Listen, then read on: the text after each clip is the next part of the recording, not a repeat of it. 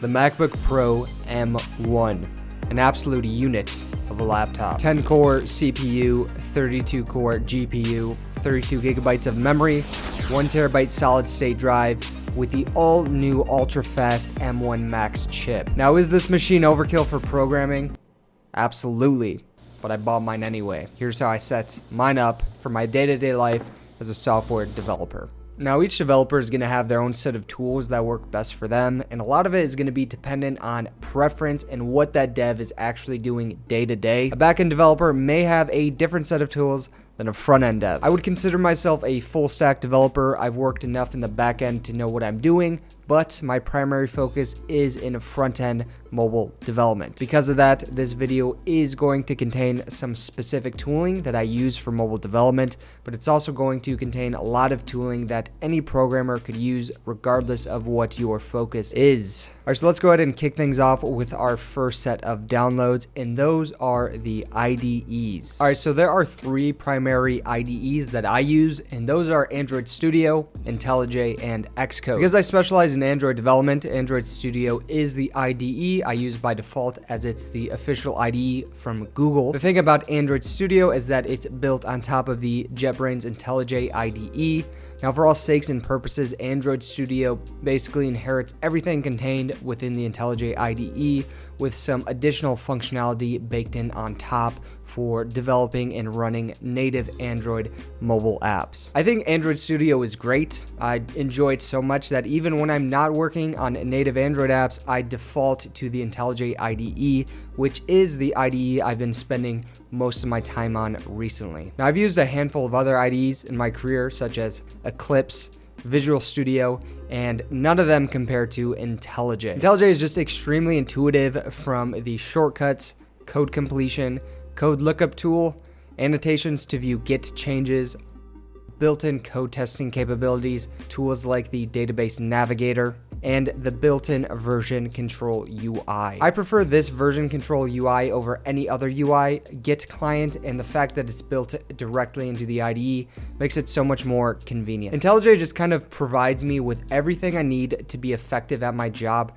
right out of the box. The only downside of IntelliJ is that if you want the ultimate version, it will run you about $15 a month, but you can get the community version for free. However, it does come with some limitations. No other IDE really competes with IntelliJ, in my opinion, even for web development, other than possibly VS Code, which, depending on who you ask, may or may not even be considered an IDE. I do think VS Code is great, but I've been so spoiled with IntelliJ that it's hard for me to make the switch over. However, I do keep VS Code on my machine just in case I want to use it. So with Android Studio and IntelliJ, the final IDE I download on my machine is Xcode. So Xcode is just Apple's very own IDE for developing all Apple products such as iOS apps or Mac OS apps. All right, so those are the 3 IDEs plus 1 code editor if you want to include VS Code that I install on my machine. So now let's go ahead and talk about design tooling. As a front-end developer, you'll be working a lot with the UI. Now, most organizations will typically have a UI designer, but there are still a lot of cases where a front-end dev may have to create or update a UI.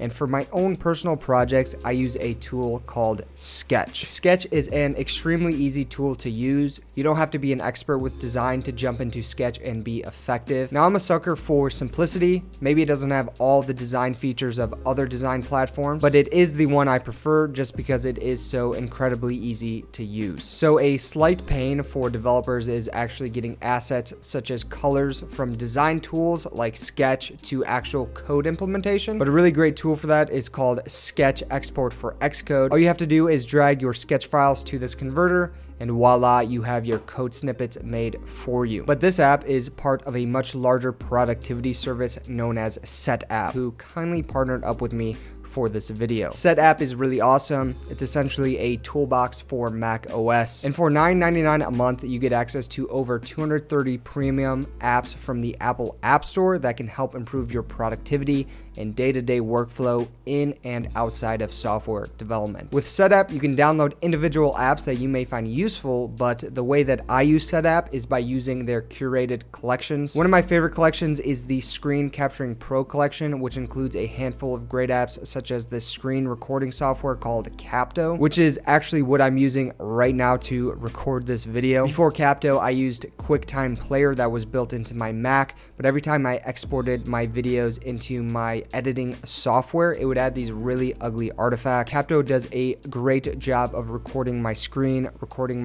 audio, and there are absolutely no artifacts. It is exactly what I would expect when I import it into my editing software. The Screen Capturing Pro collection also includes CleanShot X to take screenshots and GIFs or GIFs. So as a front-end developer, I constantly have to take screenshots of the UI I'm working on to point out bugs and defects to other developers. And this is a great tool because I can hotkey the screenshot command, easily take a screenshot and point out any bug or defect with this editing tool. Another really cool collection is the Get Things Done collection, which includes productivity software such as this app called Timing that allows you to track your time on tasks and projects. Lately, I've been making an effort to track how long each task takes me in the code and even in my own personal work such as YouTube, just so I can get a better idea of my own personal velocity and better estimate how long certain tasks will take me in the future.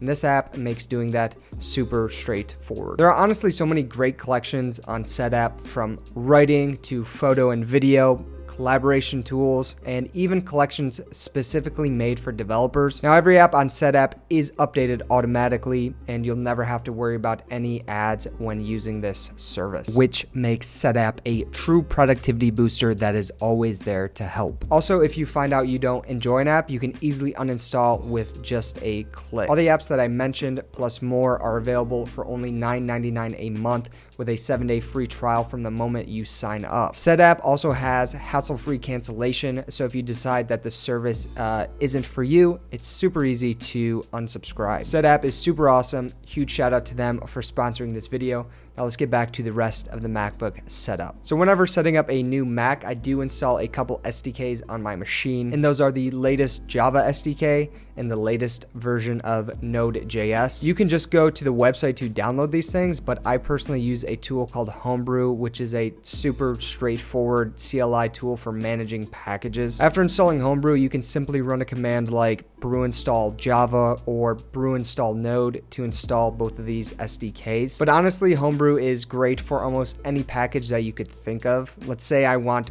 Docker on my machine, I can easily run brew install Docker and get that installed. Or maybe I want a non-programming related app like Spotify, I can then run brew install Spotify. Homebrew makes installing packages very straightforward, and it's definitely a must-have for programmers in my opinion. Okay, so let's go ahead and jump into the fun stuff, and that is the random everyday tools that I use. So the first everyday random tool that I use is called Flycut. I recently found out about this thing a few months ago, but honestly, it's such a game changer, and it's really simple. It's essentially a clipboard manager. So whenever you copy or you hit Control-C on your keyboard, it saves each thing you copy to a bigger clipboard. And when you go to paste, you can quickly paste the last thing you copied, or you can cycle through your last 40 or so copies by hitting Shift-Control-V to pick the thing that you want to paste. I first found out about this when I was pair programming with a coworker, and I had a document open with a bunch of random code snippets I was testing. He called me out for being really inefficient, and then he recommended that I download this tool, and I did, and it's been great. Anyways, it's completely free. If you don't have something like this on your computer, you should definitely get it, as it will make your life just a little bit easier. Now, the next tool I use is called Postman. This is another great free tool for testing web APIs. As a front-end developer, you're gonna have to integrate with a lot of web APIs, either from your own backend team or from a third-party source. And Postman is a great way to actually test those endpoints before you even start code implementation, so you know exactly what to expect from an API response. Also, it's a great way to figure out what kind of data you need to send to an API endpoint. Now, the next thing I want to talk about is web browser plugins. So I use Google Chrome as my main web browser. I do have a handful of plugins I use just for my regular day-to-day life outside of coding. But other than that, there is really only one plugin I use for Google Chrome that is related to development, and that's called ColorZilla. It's basically just a color picker that you can drag over web pages and get the color hex or RGB value. Lastly, I want to go over my debugging tools. So writing native Android and native iOS apps, debugging works pretty much out of the box with Android Studio and Xcode with just some simple simulator setup. But for cross-platform, React Native development isn't as as straightforward. So there is a tool I use called React Native Debugger where I can debug my cross-platform apps. It's very similar to the Google Chrome Dev Tools if you've ever used those. So that, my friends, is how I set up a brand new Mac for programming. I hope you found some of the software/tools I use in my setup useful. Thank you for making it this far in the video. If you did, make sure you drop a comment, click the like button, and hit subscribe if you haven't already. I'll see you all in the next one. Peace.